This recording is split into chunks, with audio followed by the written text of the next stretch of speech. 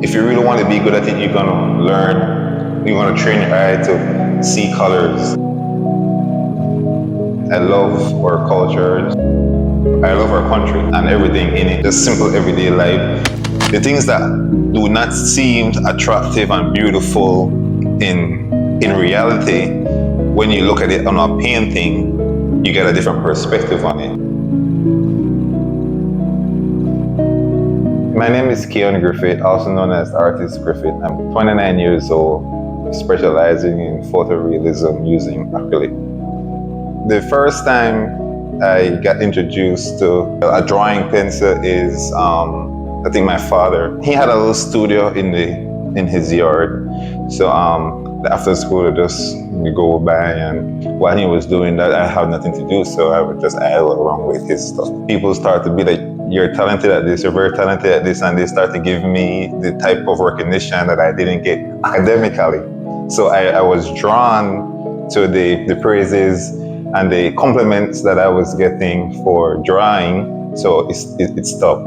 I realized this is something that I'm good at, because to think you can just sit down in your studio, in your little space, and draw and sell it, I find that to be mind-blowing, because art is not like you see athletes on TV, you want to be a basketball player, or it's not like you see lawyers, or I didn't know of an artist except my dad, but he was more an architect, so he draw house plans. So art was not his thing per se, his priority per se, but that's something he do on the side due to he has his talent.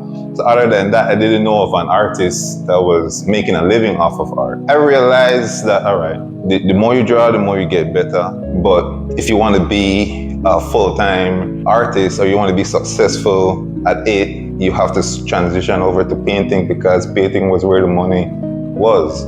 Right? It sells more than a drawing. It's like when you go into those business offices, you don't see much drawings. So I transitioned over to painting. I just took that route because I knew in order to survive successfully as an artist, you have to be more paint focused. I can't think of anything I would have been doing other than painting. Like I said, when I knew myself, it was drawing and drawing and drawing. The passion, the interest for it, you want to do it. So it's not like someone is forcing you and you do least effort.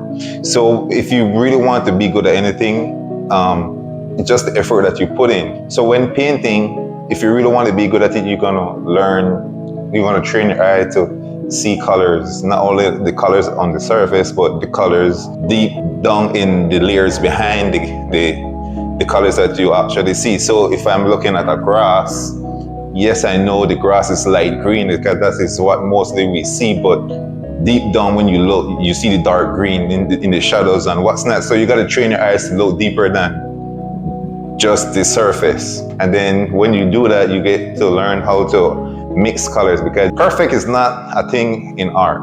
We try to achieve perfection, but it's a lifelong process. What does painting at this point in your life mean to you? It's everything. It's everything. Seriously, sometimes I come in here in the mornings when I open up, and I just I look around and I can't believe it. After 1 year, 2 years now, February will make 2 years since I have this place, and it still feels surreal, because growing up academically I struggled, and you always hear if you don't do good in school you won't be able to have a good job, and I really believed that, and I thought it was over for me, because the trouble I had academically lead to misbehaving in the classroom and stuff like that. So I appear to be a rude student because I just didn't have interest in being there. So to think that it has turned into something like this is, I can't even put it into words what painting means for me. It's just everything. I guess that's the word. Everything. Everything, yeah. The inspiration comes from everyday life. I'm a patriot. I love our cultures. I love our country and everything in it. Just simple everyday life. The things that do not seem attractive and beautiful in reality, when you look at it on a painting, you get a different perspective on it. Like for example, the bus seat there that's tore and the window that is broken. When you're there in the bus, you feel uneasy being in that environment. But looking at it on a painting, you see the beauty in our culture, and that is Belize. That is how our bus system looks, and it wouldn't be us any other way. Just the scenes or wildlife or everyday, right? So I got a sense of satisfaction when they ask, did you paint this, or is this a painting, or questions around that lines, because what that verifies to me that, all right, you're achieving the goal of achieving the photorealism look. I want my painting to speak to the audience and touch them personally. It's just everyday stuff where our average Belizean has done at some point of their life, or a scene that they have experienced at some point while traveling to that specific area. This piece is entitled Jankona Dancer. This piece I did to celebrate the November 19th. What drew me to this photo or this painting is the vibrancy that you feel just looking at this painting, with the drumming and the vibrancy of the costume and the explosiveness of the Jankona dancers, right? But not only that, like I said, I try to get better and better with every painting, challenging myself to achieve some level of photorealism.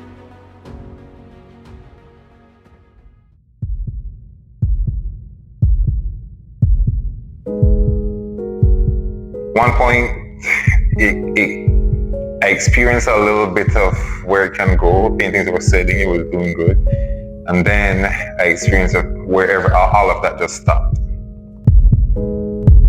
It was a wake-up call because I wasn't prepared for the abrupt halt.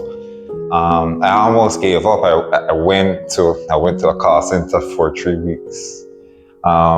It was a very depressing time because all that I knew was what I thought was taken away. So being at the call center, I was more depressed than anything. Although I was getting a salary, but that is not what I wanted to. That is not my purpose. I quit that job after 3 weeks, and I prayed, and I went and I asked God, and said that if you basically take me out of this situation, I'm never going back. So divine intervention. That same week, I got a commission.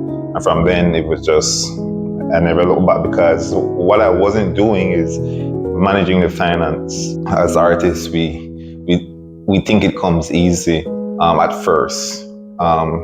Paint in your own comfort, sell. Paint in your own comfort, sell. And we don't manage the finances for the rainy day. And when the rainy day comes, it is hard in art. Art is a tough business, period, because it's a luxury item. People don't need it. It's just basically like a status symbol. When you go to like a business that has nice original paintings, then you know what type of businesses you are at. You can tell, when you go to someone's house that has nice paintings framed and hung, you can tell, all right, this is somebody that respect their space and value the finer things in life. So the slow seasons for me at this point in my life is good, because while I have managed my finances, I can get through a month or two without making, and that's art. You can make a good amount of thousands this month and $0 next month. So you just have to manage your finances, and I get to that part where I understand the secret behind being a successful artist is just live below your means. And when the slow season comes, that's where you spend on marketing, or that's where you try to do videos to put yourself out there, but constantly painting, always keeping everyday paint and getting better. And How would you describe yourself, your art, your essence? I'm humbly, viciously ambitious. I gotta say humbly, because people have this weird stigma towards someone that is ambitious, and I really do want to be the best. And everything I do with that goal in mind. Eventually, when I close my eyes, the conversation that people that I left behind will have, or the people that my art touches will be able to have that debate and be like, man, this artist, I didn't see anyone as good as him. Not only in photorealism, but in art, in terms of what you do to your community. What I can do personally through my art, well, technically with a brush, but it's the blessings that I have got from my art. How do I bless others? What you do outside of the art also contribute to what you do in the art, and that's what I want people to remember me for, to know me for, being very competitive. I don't. I'm like I said, I'm humble, but when it comes to the art, I don't think humbly, I don't think there's any way that my competitors can do much of a damage.